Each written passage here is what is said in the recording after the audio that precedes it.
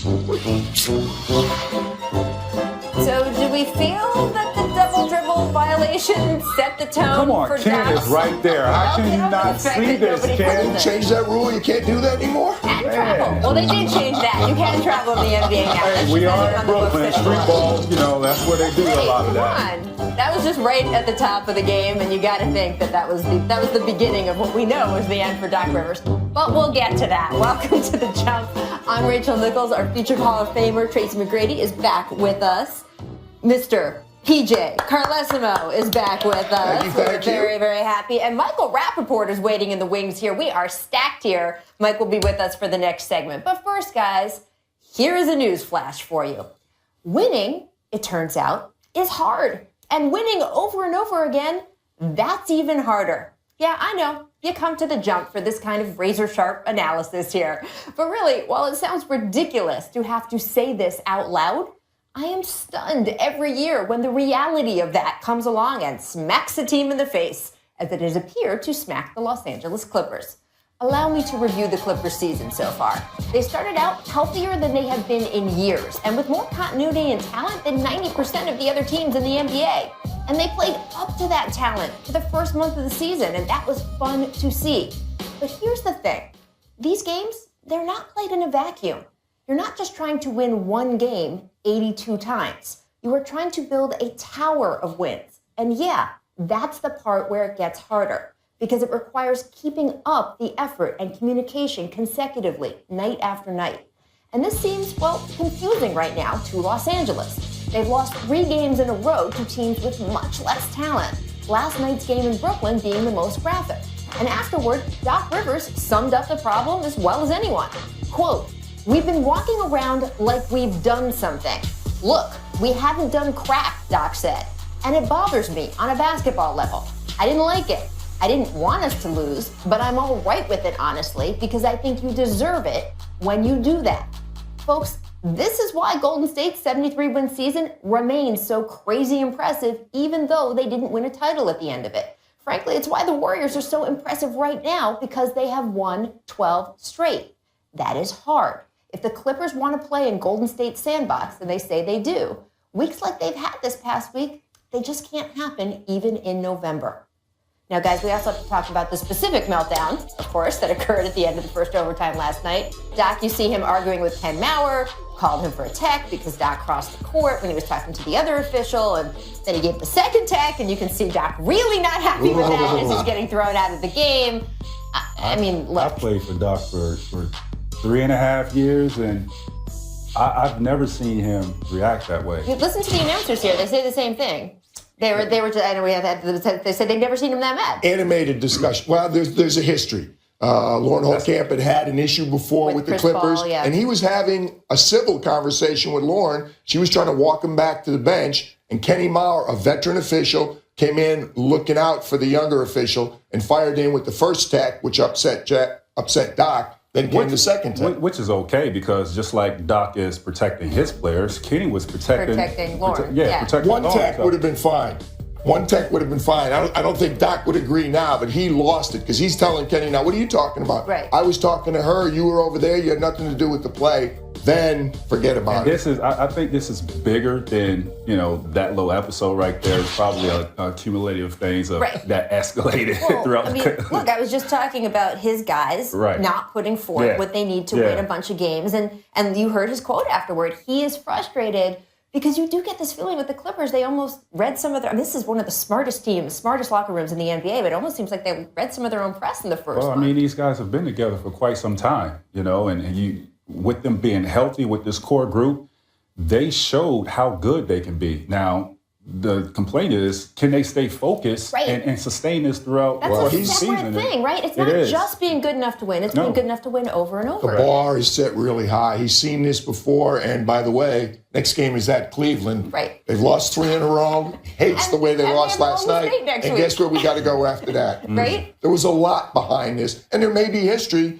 with Kenny and Doc. When you've been in the league as long as those two have, they've crossed paths before. I think this is a reaction to get your team's attention. Well, that's what I was wondering. If maybe he was overdoing it a little bit to spark the team. It did not work, of course. And I was How they got into New York? They missed 3 free throws of the 4 technicals. I know. Jamal Crawford and Jamal pushed hits them the again, shot. yeah. They get it into another overtime, but Pretty good. too little, too late. We were trying to find video of you getting thrown out of a game.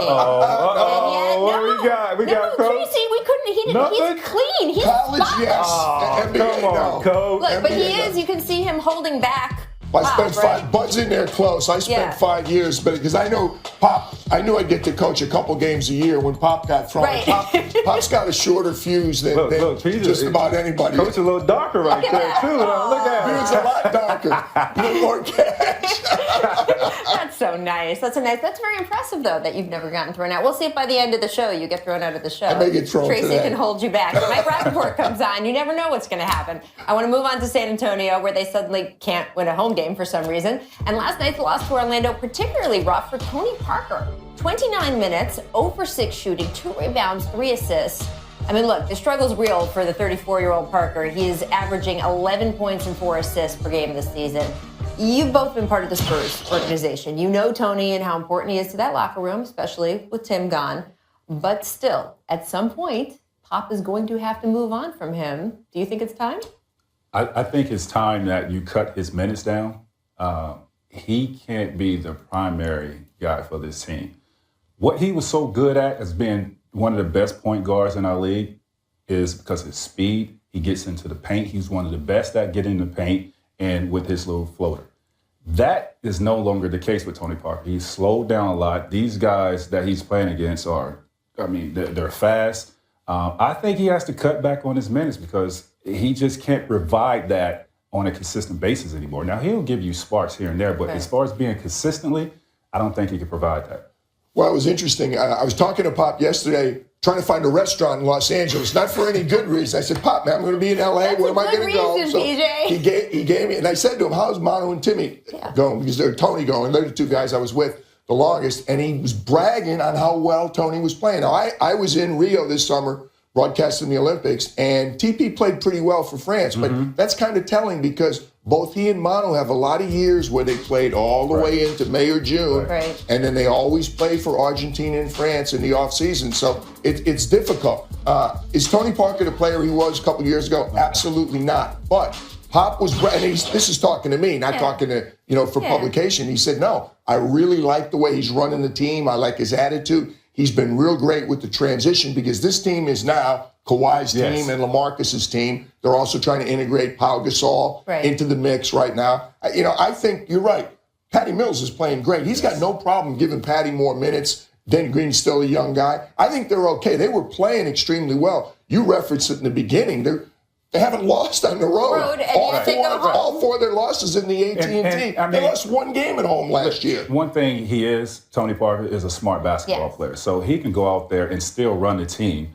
But as far as providing what he used to, no, I don't think he could do Well, his that. usage rate is lower. He's got to take his Tony spots Parker. now, obviously. But Pop said much the same thing to the media that he did text you. He got very upset when someone suggested Patty Mills should maybe be starting or playing more. And he said, "What are you trying to start a quarterback controversy?" I think Tony was. Words. I know Tony was out for a couple games. He's like, "You're trying to turn him into Lou Gehrig." I don't know. I mean, it's Pop, so don't suggest to him what he should do with his lineup. Thank you. I do want to talk Russell Westbrook, the Thunder, hosting the Wizards tonight, so we will see if Russ can keep up his triple-double pace against John Wall. But at least one other NBA coach, not that impressed, guys. Our Tom Haberstroh asked Detroit's Stan Van Gundy what seemed like a pretty innocuous question. Hey, Westbrook, those triple-doubles, that's pretty good. Stan answered with how Oscar Robertson was really the best player of all time. There was a whole rant about Oscar playing every night. Listen to Van Gundy. I can't do it as well. Supposedly our athletes are better conditioned. We have all this science, and they're not capable of just playing as much. Maybe one of the reasons Chicago won as much as they did is Michael played every night, and he played 38 minutes every night. And so where were you ever getting an edge on him? Okay, so first of all, thank you to Tom for that tape. And I do want to say, this whole thing started because he asked him about Westbrook, and he's talking about Oscar Robertson, and I don't understand why if you praise one, you have to rip on the other one. They were both great. We are lucky to have been able to watch both of them. He can't be talking about Westbrook because Westbrook is on the court all the time. So Westbrook has played every game. He plays every. When he was injured, he had that bad injury Christmas Day a couple of years ago. But other than that, he always plays. Westbrook is not a guy that is going to miss back-to-backs. That's just not, Yeah. he's not built that way. If he's healthy enough to be out on the basketball court, he's going to provide that. Now, But other players? now, other players, yes, I question that as well. Yes, some of these guys are soft because they can't play back-to-back, and you're probably in your 5th year in the NBA. I mean, what is that? Oscar Robertson, back in the day, averaged 44 minutes. 44 plus. And didn't have the science that we have, the technology in his shoes. He played in bricks, and he was out there. They were flying charters and staying. Right. Absolutely. Right, exactly. No, not exactly. So, yeah, I reason with that, with staying on that. But he can't be talking about Westbrook because he's always available. Yeah, I don't, I mean, look. Now, Russell's I get it. spectacular. They're both, put Russell back then, bring Oscar now, the numbers are going to be the same. They're spectacular. But I love the one point he made. I know with coaching against this guy, you were happy when he was on the bench. You had to make the hay for 8, 10, 12 minutes when he's on the bench. When Michael went to the bench, everybody went, you look up at the sports and we got to close it. We got to close the gap. That's a little bit unfair. Michael went to the baseball field, all right? So Michael took time off. Let's not pretend Michael didn't take time off. And the fact that these guys are playing a little bit less means that you are, as a fan, getting better minutes out of a lot of them. I'm watching guys go all out all the time when I see them play. But you know, and the players know, there are guys who are going to give you everything they have every night, and there are guys who are going to take advantage of the modern science when I need time off or I can't play today. I mean, that's reality. Did you really spend 5 years with the Spurs organization? Because you're not sounding like it right now. Well, hey, Pop rests the old guys. Pop's not resting the young guys. You watch the minutes those other guys are playing. Just like I don't have a problem with somebody like LeBron James resting. I mean, a guy he should rest. Absolutely. You got to drag him off the court. No. Thank you. Blake Griffin rested last night. Didn't go too well for the Clippers. I'm just saying. We're going to take a quick break. On Friday, we are taking the jump to Chicago. I'm going to be there. Tracy's going to be there. T-Mac, there was some discussion. That was your private plane. No? Yes? 3 p.m. Eastern. 3 p.m. Eastern, a full hour to preview the big game that night. And guys, we got to go straight to make or miss. Miss Youth. Paul Pierce missed a dunk on a fast break last night. CP3 actually gave him a little CPR there at the end. Now, Tracy, you told Pierce that he should be broadcasting this year. I believe you, poured one out for his career right there? That was nice. Yeah, but I'm going to give him a pass on this. Look like he got pushed in the back. Oh, man, I'm going to give him a pass. He was broadcasting in the finals last year. And he's getting paid to play basketball this year, so we can't argue with that. Miss Boredom. Matt Barnes posted this video of DeMarcus Cousins horsing around with Ty Lawson saying, "Get this midget off me." Hey, which is see, my favorite part. we do get along in Sacramento. Right? See? It's a beautiful thing. I think not. No? All right. Make rivalry. Iman Shumpert told Complex Magazine he's glad that Draymond Green said that Draymond wants to, quote, annihilate the Cavaliers because he, Shump, is happy to talk back. Shump said, quote, type it up. We're going to bust their ass, period. Well, Tracy, do you like that? I like it if Shump It's in a quote. I can say it in a quote. and bust they derriere. There you go. It's in a quote. I quoted him. He has to go out and perform after making that quote. Right? I like that. I love that it's a real rivalry. Yeah. But you can't they're both be going to be ready. Should we get a Christmas Put it play? down, Sean. I watch it, baby.